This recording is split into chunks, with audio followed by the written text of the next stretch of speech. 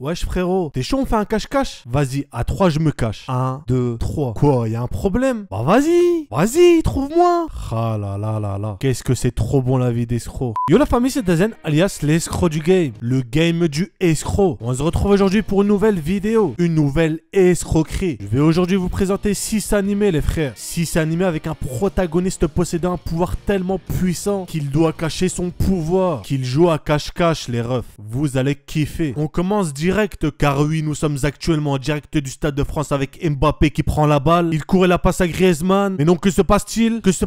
Un chien rentre sur le terrain et dévore la balle. Il dévore Mbappé. Il dévore Griezmann. Mais quelle horreur! On commence avec Garo Onono Kokuin, un anime assez peu connu du studio Mappa, mais qui est, à mon humble avis d'escroc, incroyable. El Mega Pepito. Rien que le studio d'animation, c'est Mappa qui s'en est occupé. Donc vous pouvez être sûr d'avoir quelque chose de très bon. Je peux vous assurer que les combats sont époustouflants. Pour l'histoire, on est dans un monde où des chevaliers ont pour but de protéger la population. Du coup, frérot, dans ce royaume, on a un roi malade manipulé par son conseiller qui en profite pour tuer un peu à l'aveugle. Et la mère de notre protagoniste va être condamnée au bûcher. On commence déjà fort avec une histoire assez poignante. Des années après la mort de sa mère, on va retrouver ce BG porteur d'une armure en or surpuissante. Et du coup, on va avoir dans cet animé une vraie lutte pour la vraie et fausse justice. Un peu à l'instar d'un Code Geass. Donc à voir absolument mon ref. Shinsekai Yori. Quel bail toi frérot? Je sais que tu sais que je vais te présenter cet animé. Cette intervention n'avait effectivement aucune utilité, mais I love sushi. Bon, pour cet animé, au début, je pensais qu'il allait être éclaté au sol, mais de ouf. Le design des personnages m'a un peu fait penser à un vieux manga de romance mal dessiné. Mais au final, j'ai trouvé l'histoire très poignante, mon ref. J'ai trouvé la poignante histoire. Pour une mise dans le contexte, notre animé se déroule au Japon. On a 5 enfants. Saiki, Satoru, Maria et les autres. Je vais pas tous les citer, je suis pas prof de lycée. Qui sont nés et ont grandi dans une petite ville tranquillou de fou. Ils vivaient leur meilleure vie. Mais, j'ai bien dit mais, le monde est gouverné par des gens puissants qui n'utilisent pas forcément leur pouvoir pour la bonne cause. Après un certain incident, que comme d'habitude vous découvrirez en regardant l'animé, nos refs vont ouvrir les yeux sur le monde dans lequel ils vivent. Et du coup nous, ouais nous et pas quelqu'un d'autre, sinon je ne dirais pas nous, bah nous on va les suivre dans leur périple, leur histoire. Pour mes impressions, même si j'ai trouvé le début assez long, bah rien en fait, ne le regardez pas. Non en vrai l'aspect que j'ai le plus aimé dans cet animé, c'est les sujets qu'il traite. Genre il insulte de ouf les sujets, vu qu'il traite. Oh, c'était drôle un peu. Si vous aimez bien les bails du genre un peu The Promised Neverland, franchement foncez les refs.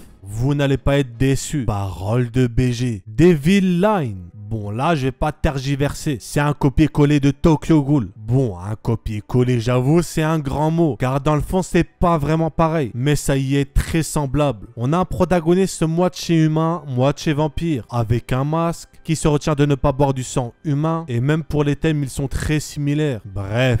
T'as capté le bail. L'anime est licencié par nos frérots ADN. Notre protagoniste, demi-vampire comme je vous l'ai déjà dit, va rencontrer une fille, passer du temps avec elle et la protéger. Mais problème, problemito. Plus il va passer du temps avec, plus il va avoir envie de boire son sang, de briser ses os. Bref, you are avoir compris BG. L'anime n'est pas très original et peut paraître quelquefois chiant. Mais franchement, il passe quand même bien. Franchement, c'est ça. Bon les frères, avant de passer au prochain anime, je voulais vous avouer un truc. Ça me tenait dans le cœur et je pouvais pas garder ça pour moi. L'autre jour, j'étais au japonais et j'ai pas mangé de sushi alors que j'en avais l'occasion. J'ai beaucoup de remords et je m'en excuse sincèrement, très sincèrement. Je devais vous le dire, je pouvais pas garder ça pour moi, c'était trop lourd à porter. Qui peut vivre avec ça? J'aime les sushis. Continuons avec un BG parmi les BG, Star Driver. Je vous préviens de suite, cet anime est un mecha. Si vous n'êtes pas fan de mecha, bah c'est dommage. Ouais, c'est dommage.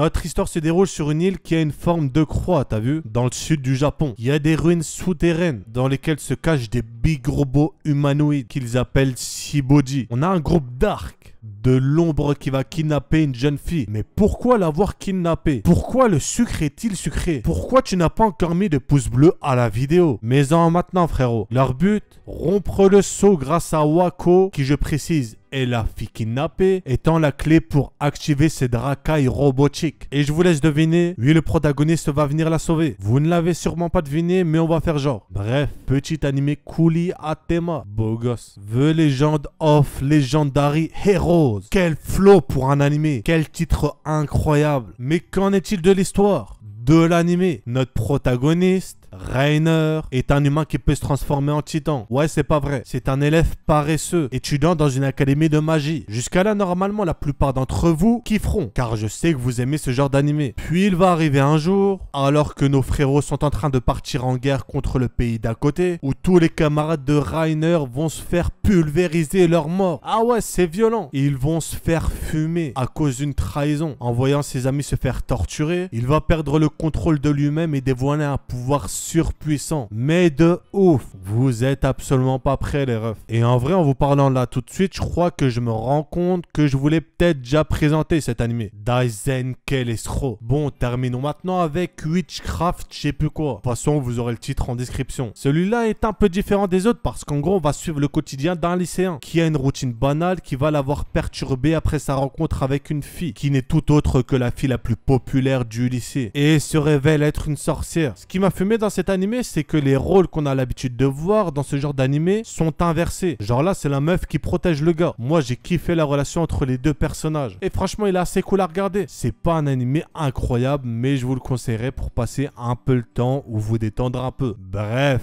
On arrive donc à la fin de la vidéo. Comme d'hab, si vous avez kiffé, pouce bleu, c'est un ordre. Si c'est pas le cas, pouce bleu quand même, c'est un ordre aussi. Si vous faites partie de l'élite, de la haute population et de rester jusqu'à la fin, mettez un hashtag escroc du game en commentaire, que je vois les BG des BG. Et bien entendu, n'oubliez pas, Dazen est un escroc. C'était Dazen. Sur ce, je vous dis à la prochaine.